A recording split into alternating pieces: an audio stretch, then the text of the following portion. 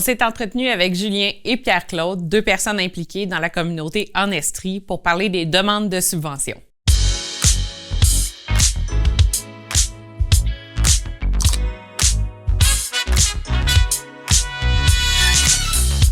Dans cet extrait, ils répondent à la fameuse question « Sauver des coûts sur les services professionnels en les faisant soi-même, est-ce réellement avantageux? » Des fois, il y a des services professionnels qu'on va mettre un peu de côté au profit de temps de main-d'œuvre. Par exemple, il y a toute la révision, de la traduction, du graphisme.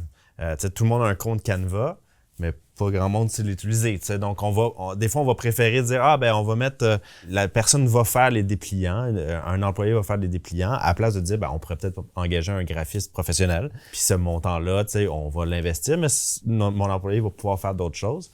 Donc, premièrement, le graphiste va être plus beau, va peut-être correspondre mieux aux besoins.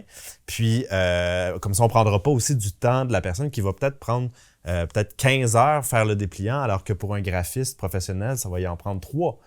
Oui, ça va te coûter plus cher l'heure, mais en fin de compte, ça va peut-être être mieux, puis tu vas avoir économisé de l'argent parce que ton employé, ça va y avoir pris 15 heures à faire le dépliant. La même chose pour la rédaction, la traduction, la vidéo aussi. Engager des professionnels par rapport à filmer soi-même, ça peut être bon aussi. Comme le graphisme, ça peut être bon que quelqu'un le fasse si c'est des petites choses. Mais dans l'évaluation du temps, puis des tâches, puis des activités dans la demande de subvention, toujours se demander c'est qui doit faire cette tâche-là. Est-ce qu'on engage quelqu'un ou on le fait à l'interne?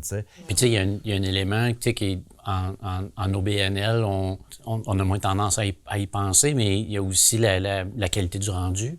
Parce que c'est bien beau, on peut faire des miracles avec Canva, dans la mesure où on a les compétences pour le faire. Puis même des fois, avec très peu de compétences, on peut arriver quand même à faire quelque chose de, somme toute, acceptable.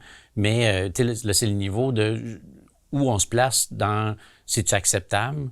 Si on fait affaire avec quelqu'un à l'extérieur, à ce moment-là, peut-être qu'on peut aller chercher un niveau de qualité qui va nous amener ailleurs. Il y a tout ce jeu-là. On tente de sauver de l'argent ou par rapport à, puis on essaie de sous-balancer la qualité de ce qu'on va avoir comme outil, dans le fond, outil de communication. On parle de communication, mais un peu de n'importe quoi aussi. Là. Fait que c'est à balancer là, entre les deux. Là.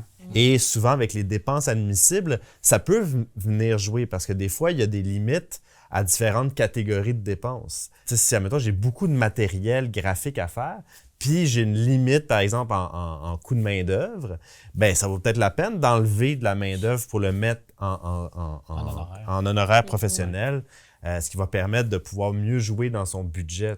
Donc, de pouvoir planifier le nombre d'heures que ça me prend pour faire le projet, de l'amoindrir ou des fois de changer entre honoraire professionnel et main-d'œuvre permet aussi là, de pouvoir avoir une meilleure flexibilité puis d'atteindre là, l'objectif du projet puis de pouvoir réaliser le projet avec les mêmes montants puis des fois les montants moindres. Merci d'avoir écouté cette vidéo. Pour plus d'extraits de cette discussion sur les demandes de subventions, visitez notre chaîne YouTube.